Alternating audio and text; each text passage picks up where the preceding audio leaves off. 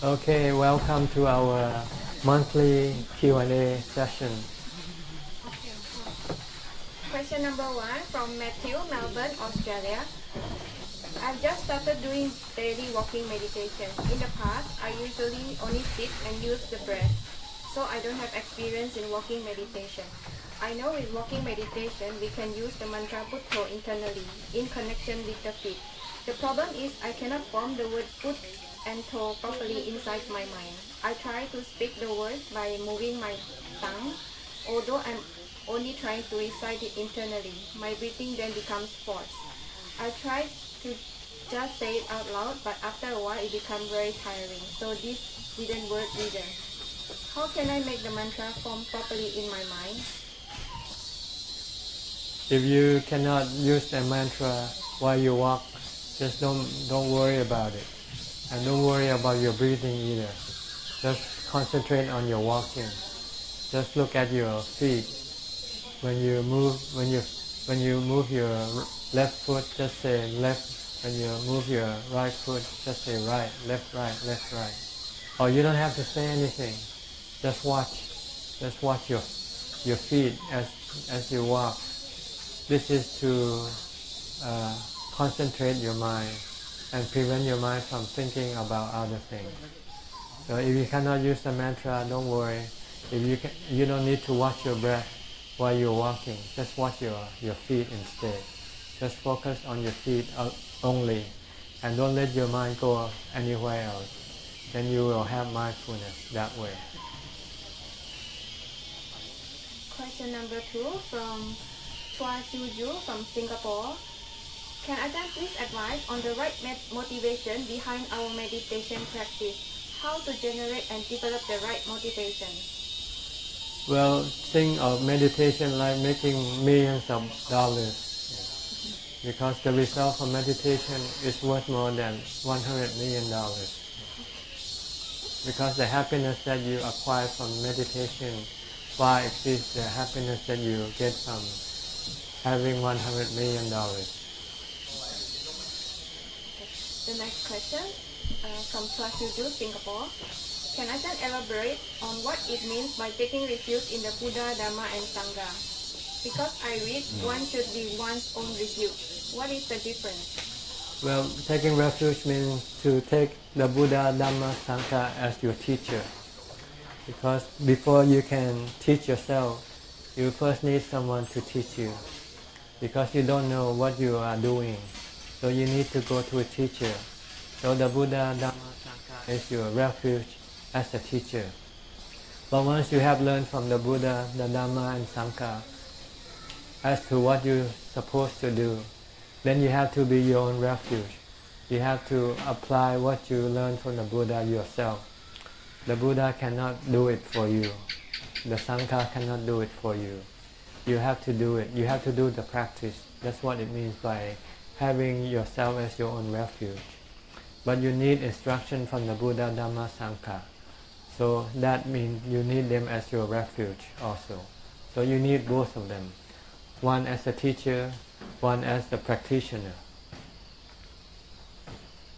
Next question from Rose, Florida, United States.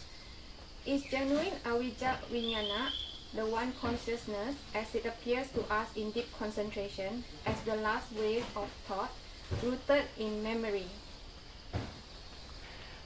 I really cannot say, and it's not necessary to know, because when you concentrate, all you want to do is to stop the mind from functioning or working.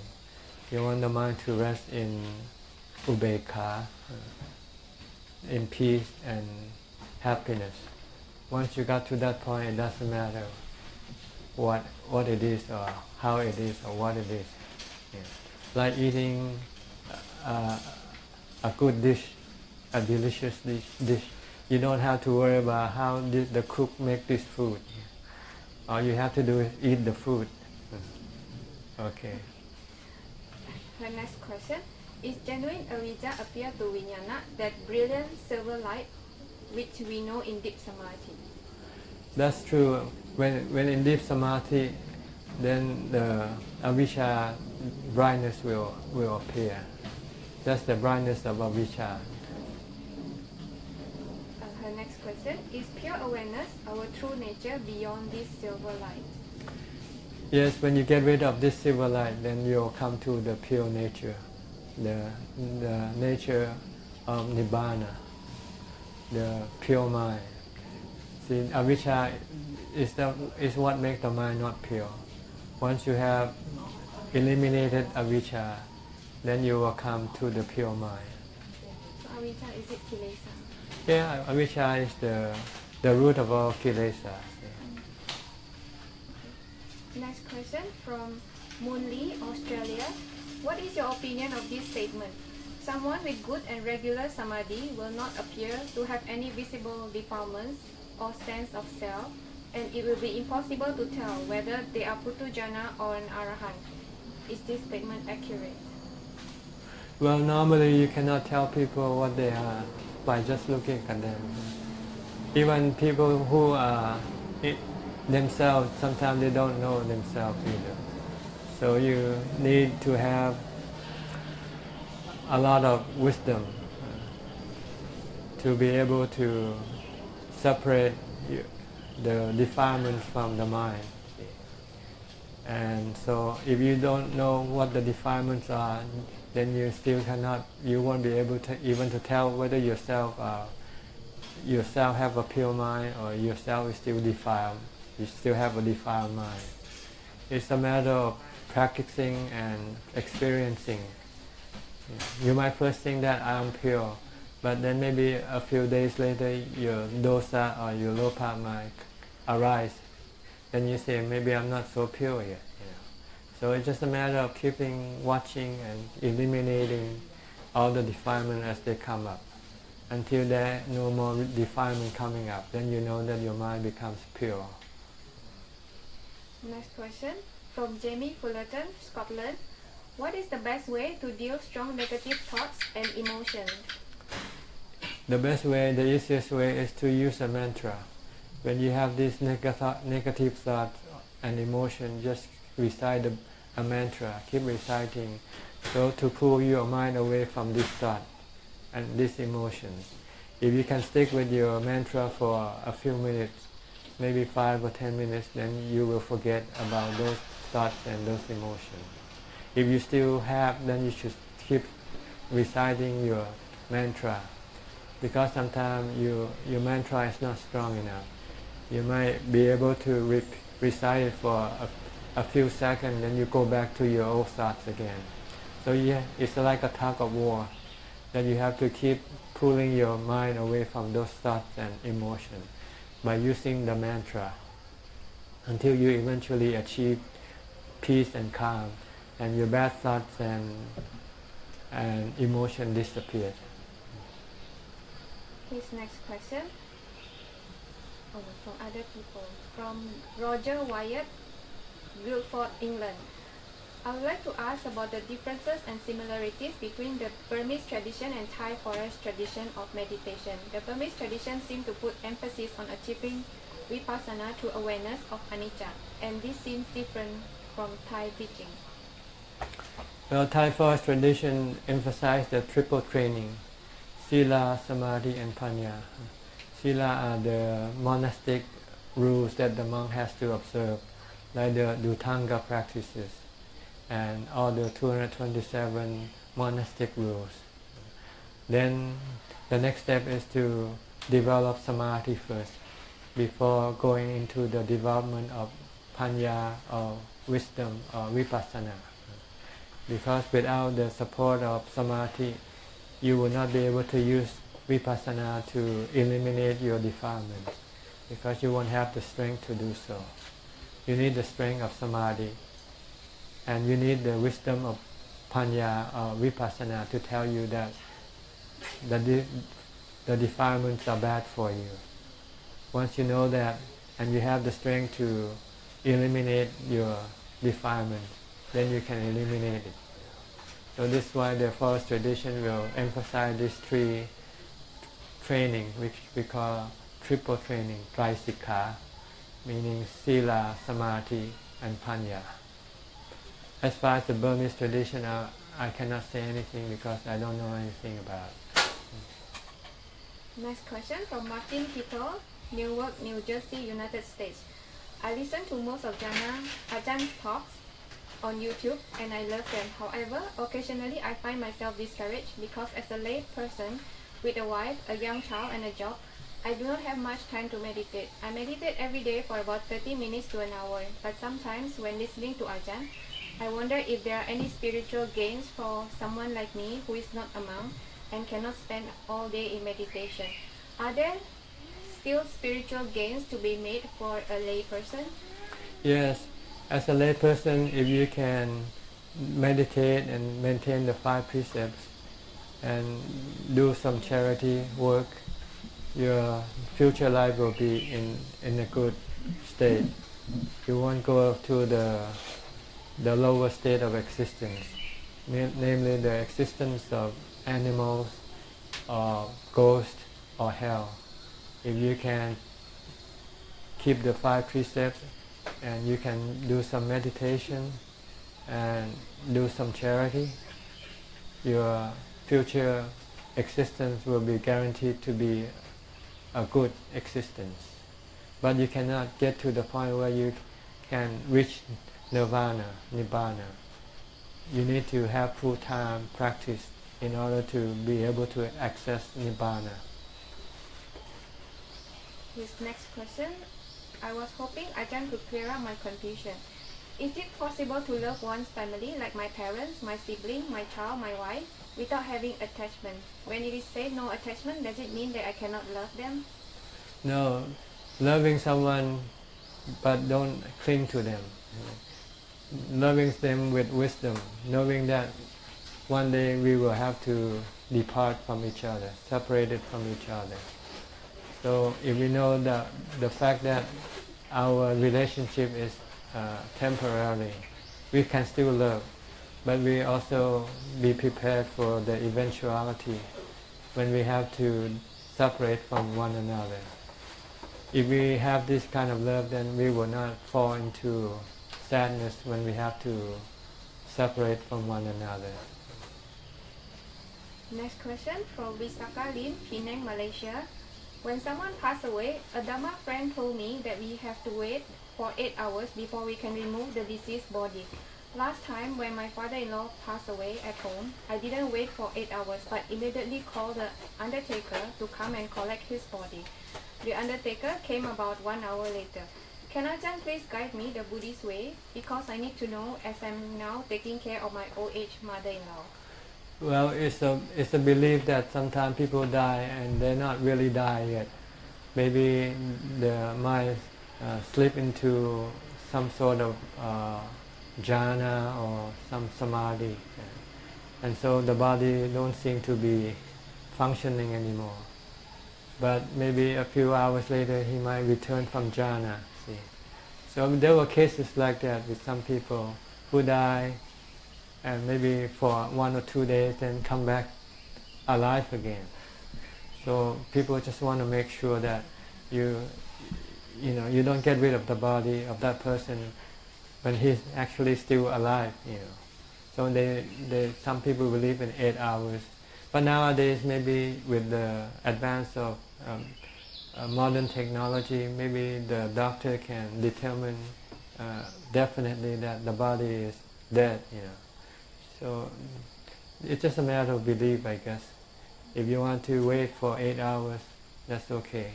Just in case your father or the person who dies might not actually die, might fall into some sort of unconsciousness, and somehow the doctor cannot determine whether it's dead or not dead. So the doctor might presume it is dead, when actually it's not yet dead. So maybe if you want to make sure, you might say maybe wait for another 6 hours or 8 hours to see whether, or maybe try to wake up the person, try to shake the person to see whether he did really die or not.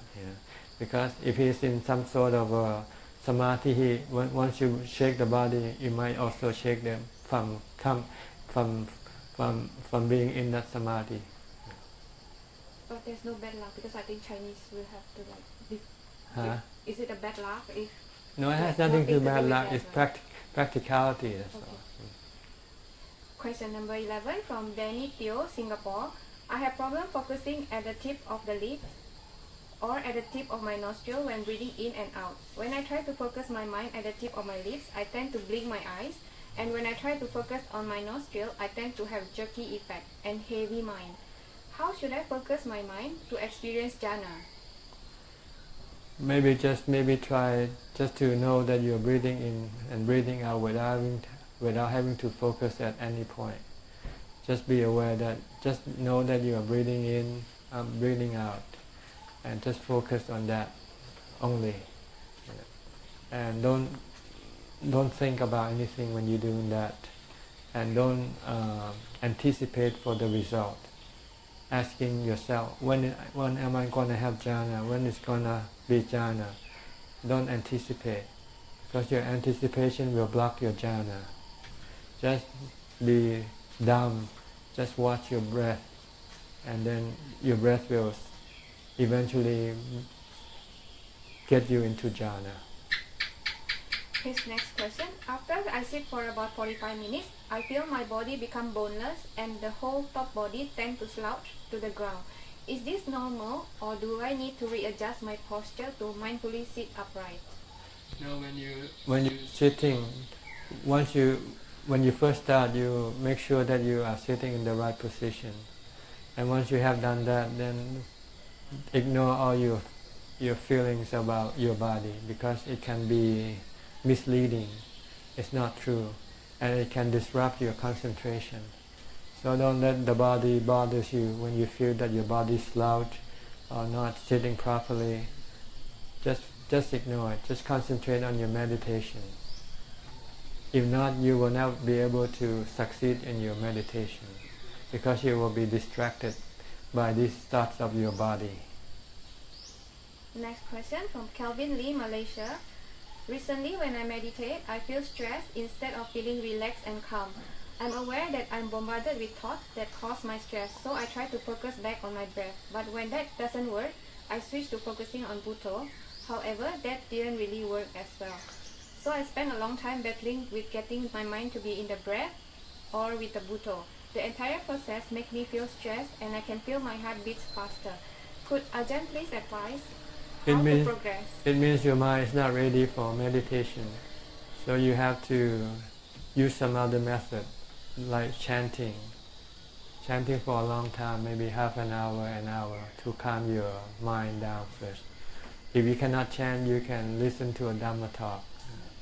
Just listening, that way will pull your mind away from the thoughts that keep bothering you. And once you feel calm enough, then you can continue on with your meditation. Next question from Indonesia, from Uranus Kok. How can we differentiate between jhana and vibhanga?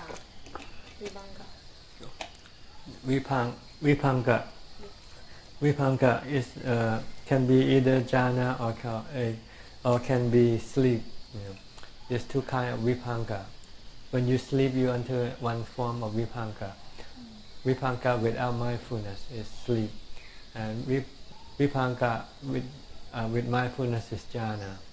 You are constantly aware of your state of mind. Then your mind becomes calm, peaceful, and happy.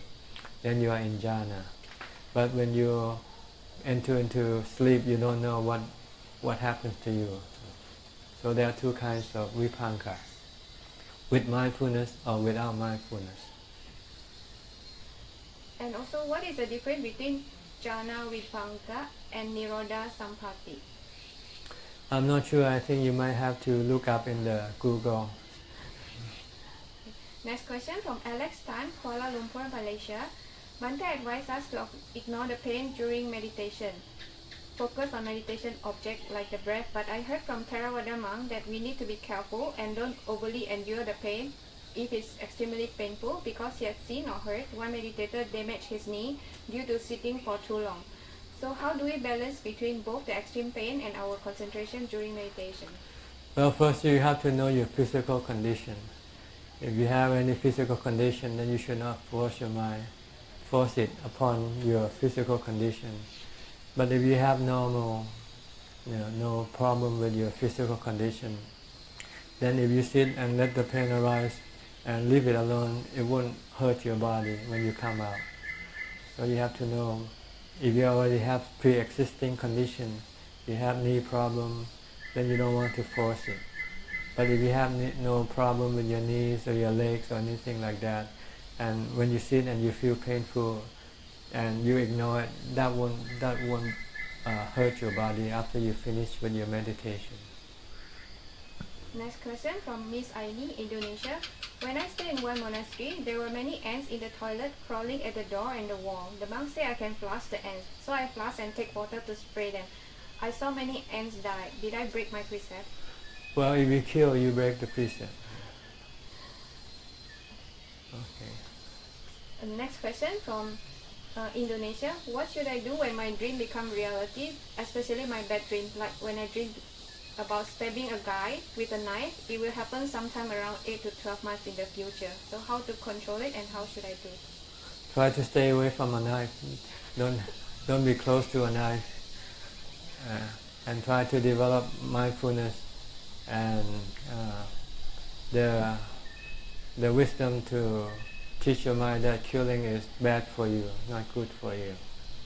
So that when you have that incident happen, you might be able to prevent it. But if you can't, then you just have to accept it's your karma. That you still have to do bad karma and pay the consequence of that karma later on.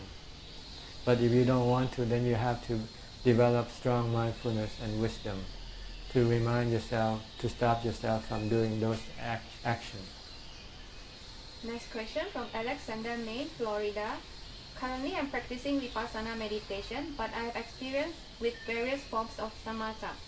I was wondering what kind of meditation Ajahn Suchart practices. Normally, if I sit, I use mindfulness of breathing. If I'm not sitting, I keep watching my body action.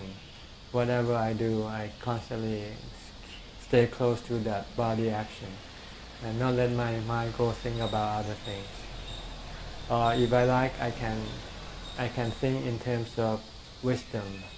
Think that everything that I do, I have, will one day I will no longer have it.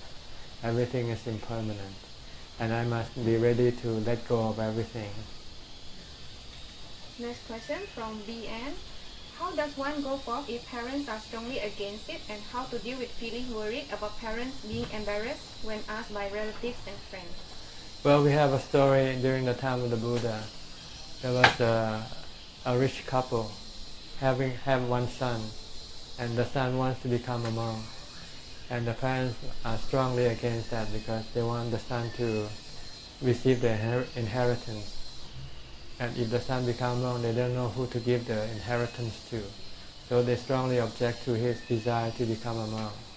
But he has a strong desire to become a monk. So he decided to fast, not to eat. He said he only eat only when he can ordain. So at first his parents went to his friends and asked him to come and convince him not to fast, to stop fasting. But all the friends that came and talked to him could not convince him. He still adamant that he is going to fast until he dies or he become a monk. So eventually his parents gave up and let him ordain. So if you have strong enough desire to ordain, I think there's a way.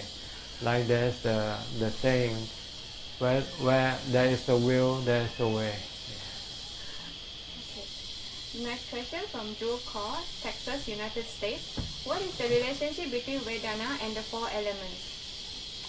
Well, the four elements, there are elements, like earth, water, fire, and wind. They are what you call elements. Yeah. But Vedana are feelings. Feeling that arise from the body. You have painful feeling, not painful feeling, neutral feeling. These are feelings that arise from the body. So they are not the same. You can say they arise from the four elements because of the four elements make up the body.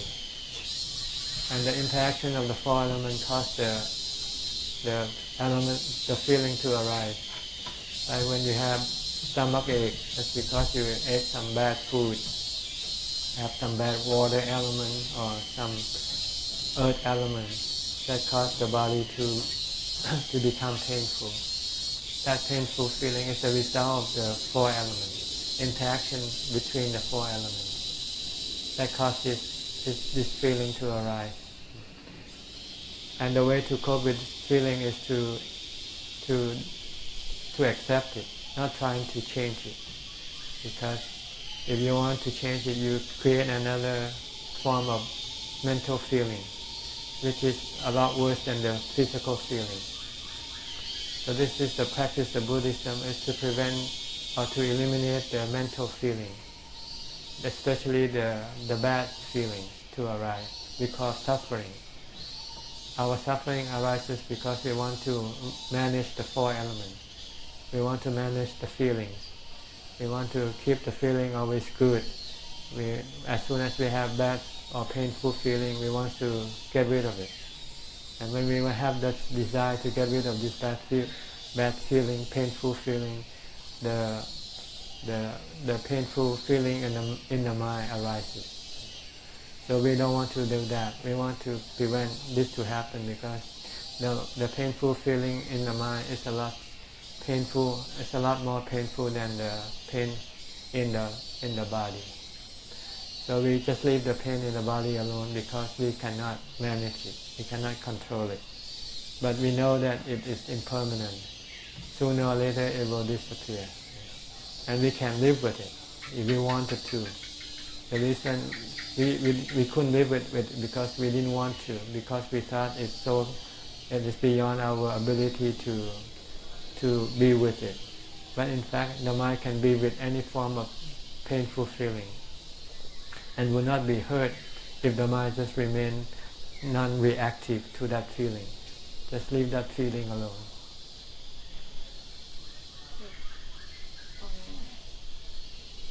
This next question. Does every sensation triggered by four elements? Well, the four elements make up the body, and then the body is the one that creates this sensation. And do we store the different sensation as vijnana? The mind comes into contact or connected with the body, and the mind then remember this sensation as like a storage in the computer hard disk. The mind is like a computer that stores all forms of feelings and sensations. His next question. I read the rupa are the four elements and rupa is the first element of five aggregates. Do the four elements present in both internal and external? Internal means our body, external means the object of the world that made up of four elements. Everything are made up of the four elements, either animate or inanimate things. Like human body, animal bodies, they are made up of the four elements. The trees and the mountains, they are made up of the four elements, but without the consciousness or the mind connected to it. Do the assemble and the disassemble of four elements defined as arising and passing of life? Yes, in terms of the body, but in terms of the mind, it just marks the changing of a new body, like changing a new set of clothes, because the mind doesn't die with the body. So when the body dies, then the mind go and look for a new body. Some books talk about six elements. What are the difference between the four and six elements? Is the six elements subset of four? No, the four elements plus the mind, which is the knowing element, and plus the six, which is the space element. See, the four elements need space to exist on. Without the space element, there cannot be the four elements to exist on. So this is basically the building block of the universe, the six elements. Next question, question 21 from Fauzia. What Ajahn Ajahn, what it means by meditation without foundation?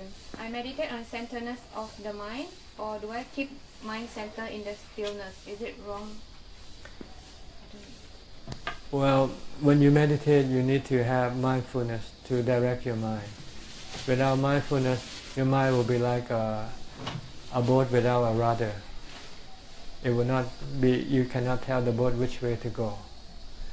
The mind is the same way. If you want the mind to become still, you need something to guide it to that point, to become still. And the thing that can guide the mind to become still is mindfulness. Mindfulness is the ability to stop your thoughts. See? If you cannot stop your thoughts, then you have to develop mindfulness by reciting a mantra, like Bhutto, Bhutto. When you're reciting a mantra, you are developing mindfulness. You are stopping your mind from thinking aimlessly. And then by this virtue of reciting the mantra, it will direct the mind to enter into calm, into samadhi. Last question about Buddhist teacher from Chua Seng Yi. For the last 15 years, I'm exploring the reason why someone teaches Buddhism. In my mind, Buddhism is never a form of knowledge, but a realization. So when someone is trying to teach it, perhaps it's misleading. So his question, you say without the Buddha, you are not as what you are today. So are you saying you exist because of the Buddha, and then you are lost without the Buddha guide? So what are you? Well, see, without the Buddha, I would not know the way to Nibbana. Like if I want to go to Singapore, if I don't have a map or I don't know where Singapore is, I will need someone to tell me. So the Buddha is someone who tells you the way to Nibbana. That's all. Without the Buddha, you would not know how to get to Nibbana. This next question. Do you learn from other people, including the one you call a student? Yeah, what you learn from them is not as important as what you learn from the Buddha. Because what you learn from them, you just learn of the defilements, that's all. But you don't learn how to get rid of those defilements. You learn how to create more defilements from learning from other people. But when you learn from the Buddha, you will learn the way how to get rid of the defilements. This last question. When you say you teach others is like a bonus, are you actually teaching yourself? So are you a Buddhist teacher or not? When I'm saying bonus, it means I can take it or leave it. It's not important for me. I'm not getting any better from teaching, and I'm not losing anything by not teaching. But I do it because out of people's interest in me. I didn't go to them, they come to me. I never go to people and ask, do you want me to teach Dhamma to you? Everybody that come here, they come out on their own, never on my invitation. Okay? That's all for today. All right. Thank you for all your questions. And please send in more questions, because besides from being useful to you, it can also be useful to other people. Yes. Okay? Okay, May you progress in the Dhamma practice, and may you see the light of Dhamma soon. Goodbye.